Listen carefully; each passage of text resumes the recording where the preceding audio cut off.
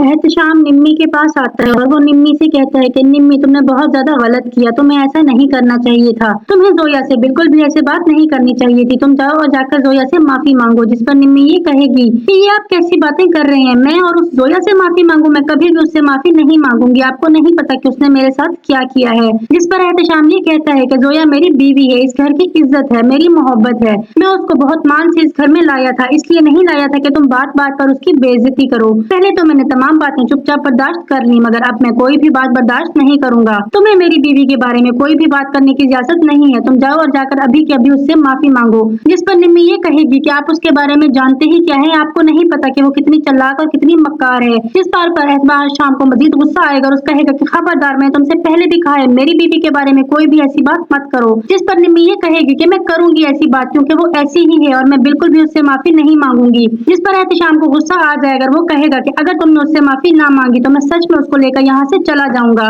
जिस पर निम्मी ये कहेगी कि आप क्या कह रहे हैं, आप उस लड़की के लिए हम सबको छोड़कर चले जाएंगे। जिस पर एहतशाम ये कहेगा कि हाँ, वो लड़की मेरी बीवी है, मेरी मोहब्बत है और मैं उसके लिए इस घर को तुम सबको छोड़कर चला जाऊंगा, क्योंकि तुम सबने मेरी बीवी की कभी भी इज्जत नहीं की। और निम्मी ये बात सुनकर परेशान हो जाती है। फिर हम देखते हैं सालार को। सालार सितारा को अपने घर तो ले आया है, मगर वो बहुत ज्यादा परेशान है क्योंकि सालार की फैमिली सितारा को बिल्कुल भी एक्सेप्ट नहीं कर रही। तो सालार की नानो उसके पास आएंगे और उससे कहेंगी कि सालार तुम परेशान मत हो, तुम अपनी जिंदगी में खुश रहो, मैं जल्द ही महरीन से बात करूंगी, वो यहाँ पर खुद आकर सितारा को वापस लेकर जाएगी। जिस पर सालार ये कहेगा कि नहीं, आपको ऐसी कोई भी बात करने की जरूरत नहीं है, मैं अब ना तो खुद उस घर में जाऊंगा और ना ही कभी सितारा को उस घर में लेकर जाऊंगा, मुझे अब उन लोगों की जरूरत नहीं है। अगर वो लोग मेरी खुशी में खुश नहीं हो सकते तो फिर ठीक है, वो लोग अपनी जिंदगी में खुश रहें और मैं अपनी जिंदगी में खुश हूँ। जिस पर नानो उसको समझाएंगी और कहेंगी कि रिश्ते ऐसे खत्म नहीं किए जाते, वो तुम्हारे माँ बाप हैं और सबा तुम्हारी बहन है। जिस पर सालार ये कहेगा कि जब मेरे माँ बाप और मेरे बहन भाइयों ने मेरी खुशी का ख्याल नहीं किया तो मैं किसी की खुशी का ख्याल क्यों करूं, मैं अब वहाँ पर नहीं जाऊंगा